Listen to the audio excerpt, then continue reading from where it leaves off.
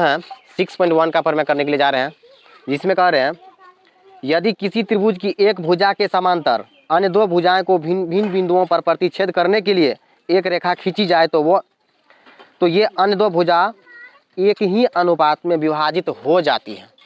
इस प्रमेय का कहने का अर्थ क्या है, इसको यदि हम समझ लिए तो 6.1 का जो प्रमेय है रटने का कोई जरूरत ही नहीं है। ये क्या कर रहे हैं, ये कोई त्रिभुज है, ये क्या है, कोई त्रिभुज है,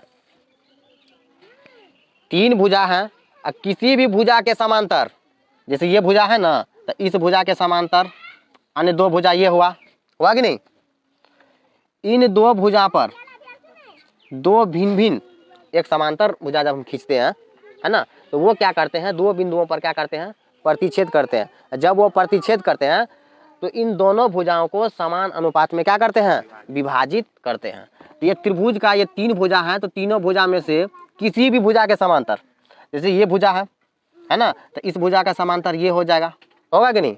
ये नीचे वाला जो भुजा है ना, BC, इसका समांतर यहाँ पर हो सकता है ना।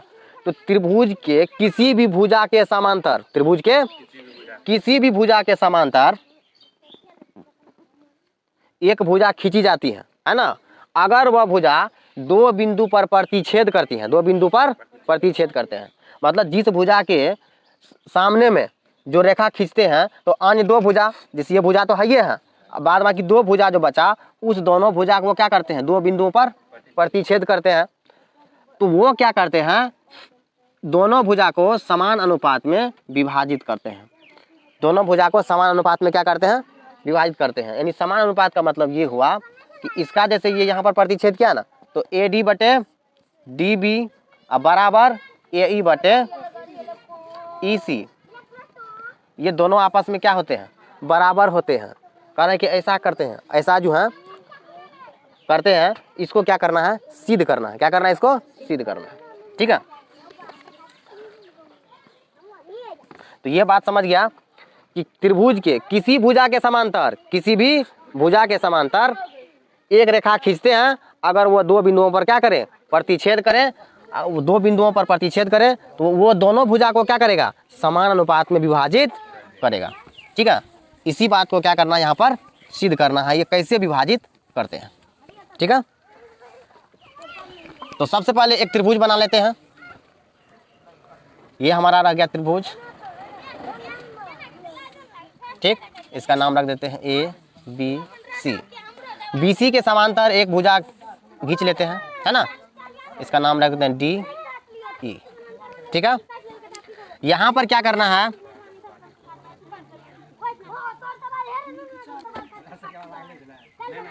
E से लंब जो है खींच देते हैं,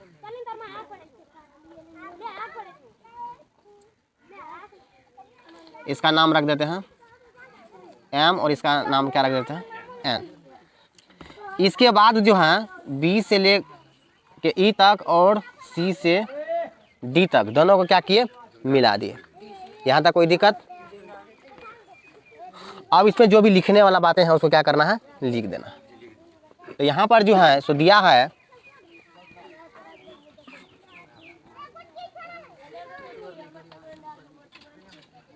ABC एक त्रिभुज है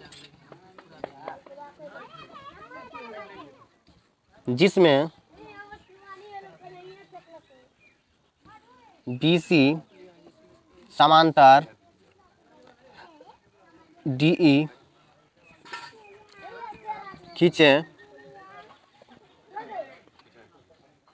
तथा C से D को एवं B से E को मिलाए। इसमें जो किए वही लिख रहे हैं, है ना, D को मिलाए। इसमें कुछ रचना भी किए हैं। रचना में जो है देखो ME लंब किस भुजा पर है, AB पर। ME लंब किस पर है, AB पर, और DN लंब किस पर है, AC पर है। किस पर है, AC पर है। तो ई एम लंब ए बी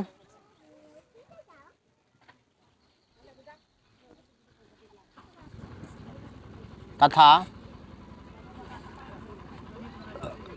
डी एन लंब ए सी पर खींचे। ये सब हमने जितना भी किए उतना क्या किए, इसको लिख दिए। यहाँ तक किसी कोई दिक्कत? पर खींचे,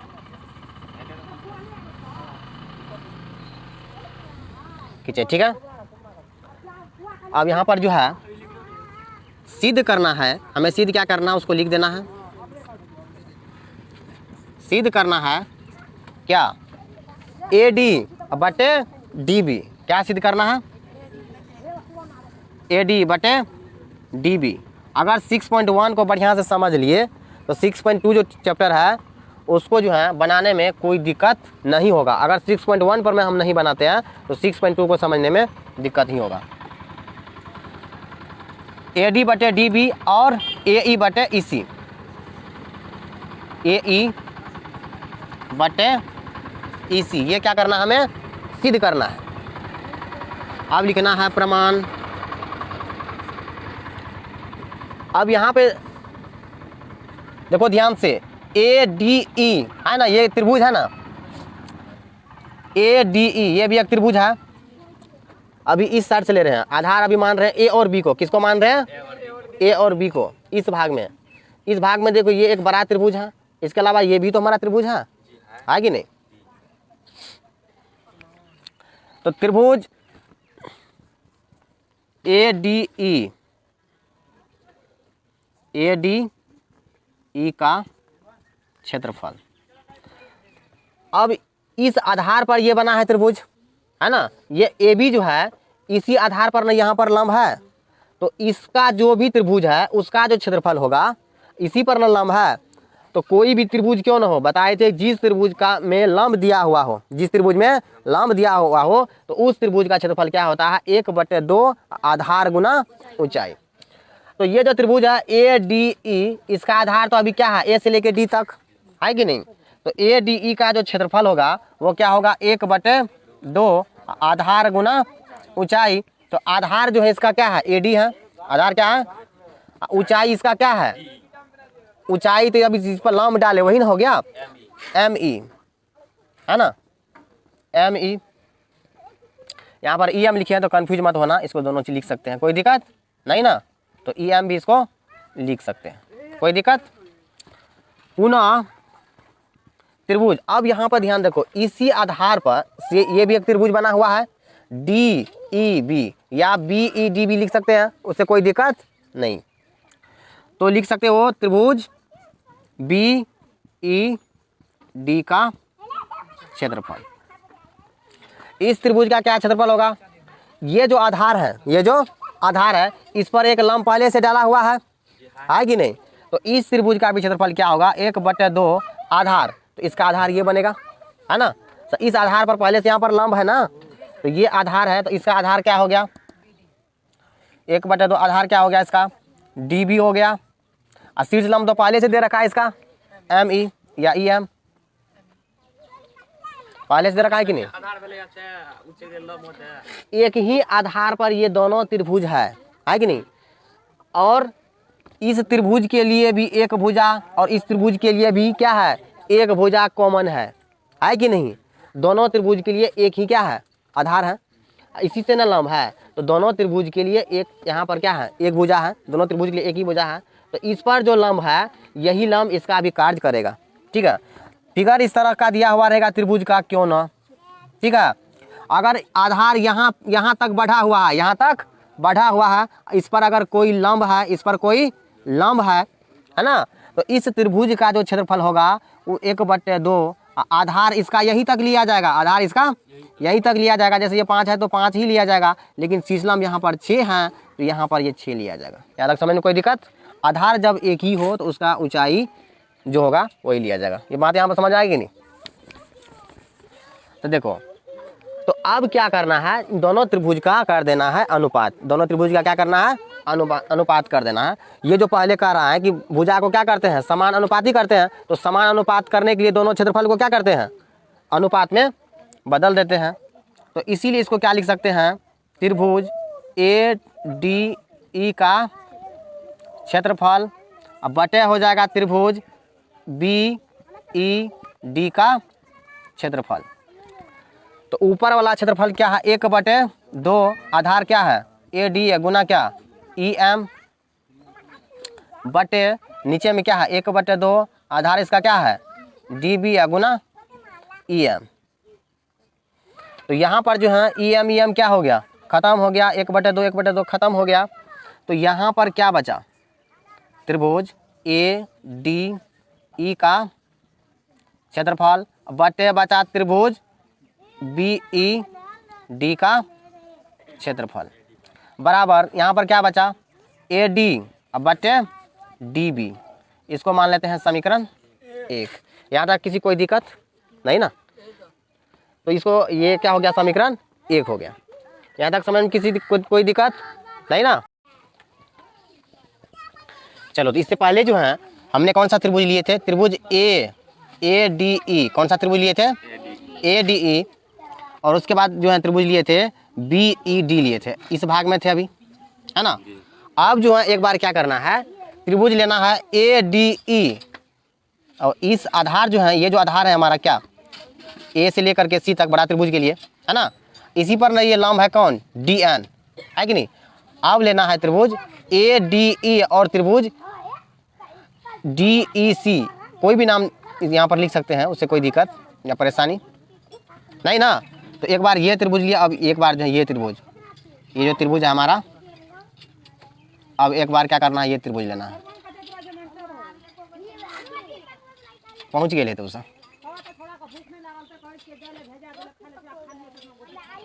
ठीक है। तो पुनः जो है क्या करना है, त्रिभुज ADE लेना है। क्या लेना है पुनः, त्रिभुज ADE एवं त्रिभुज DEC में, किसमें DEC में। तो ADE का क्षेत्रफल और क्या हो सकता है, इसलिए त्रिभुज ADE का क्षेत्रफल बराबर क्या होगा 1/2, आधार इसका क्या है AE है, आधार क्या है इसी पर ना लंब है, आधार इसका हो गया AE, और शीर्ष लंब इसके लिए क्या है DN, क्या है DN, है ना। अब पुनः त्रिभुज जो है ये वाला ले लेंगे DEC, कौन सा त्रिभुज DEC का क्षेत्रफल। तो 1/2, आधार इसका क्या है EC है, आधार क्या है EC, और शीर्ष लंब क्या है DN। इसलिए इन दोनों का क्या करना है, अनुपात कर देना है। तो इसलिए इसको लिख सकते हैं त्रिभुज ADE का क्षेत्रफल बटे त्रिभुज DEC का क्षेत्रफल। तो इसका 1/2 गुना AE, है ना, गुना DN, अब बटे क्या हो गया 1/2 EC DN, ये दोनों क्या होगा DN 1/2, ये भी क्या हो गया कट गया। तो यहाँ पर क्या बचा, त्रिभुज ADE का क्षेत्रफल, ADE का क्षेत्रफल, अब बटे त्रिभुज DEC का क्षेत्रफल बराबर क्या बचा यहाँ पर AE बटे EC। इसको मान लेते हैं समीकरण 2। यहाँ पर लिखेंगे समीकरण 1 एवं 2 से, समीकरण 1 एवं 2 से, समीकरण 1 एवं 2 से। समीकरण 1 का जो भाग हुआ था कितना हुआ था, देखो समीकरण 1 में जो था त्रिभुज ADE का क्षेत्रफल के बराबर क्या हुआ था, AD हुआ था कि नहीं, AD हुआ था ना। त्रिभुज ADE का क्षेत्रफल बराबर क्या हुआ था AD, तो AD बराबर हमारा क्या हो गया AE हुआ कि नहीं, AE हुआ ना, AD बराबर हमारा क्या हो गया AE। अब यहाँ पर देखो उसके बाद जो है त्रिभुज क्या लिखे थे BED लिखे थे ना, तो इस त्रिभुज का जो है क्या हुआ था बराबर DB बराबर अब क्या हो जाएगा EC हो जाएगा, है ना। तो इसीलिए समीकरण 1 एवं 2 से लेफ्ट लेफ्ट अगर बराबर है तो राइट राइट भी क्या होगा बराबर ही होगा। तो इसीलिए देखो इसीलिए त्रिभुज, ये त्रिभुज और पहले वाला त्रिभुज आपस में क्या हो गया, बराबर हो गया, है ना। त्रिभुज ए डी ई, तो इसको लिखने का जरूरत नहीं है, ठीक है। तो इसको क्या करें, दोनों त्रिभुज आपस में क्या हो गया, लेफ्ट लेफ्ट बराबर हो गया, तो राइट राइट बराबर हो गया। तो इसलिए तुम क्या लिख सकते हो, ए डी बटे डी बी, है ना, अब बराबर ए ई बटे ई सी। यही क्या करना था, प्रूव करना था। किसी कोई दिक्कत। समीकरण 1 और 2 से अगर लिखना चाहो तो इस त्रिभुज का क्षेत्रफल बराबर, जिसे पहले जो लिखे थे, है ना, उन दोनों का क्षेत्रफल को क्या करना है, बराबर कर देना है। लेफ्ट लेफ्ट बराबर है तो राइट राइट भी क्या होगा, बराबर होगा।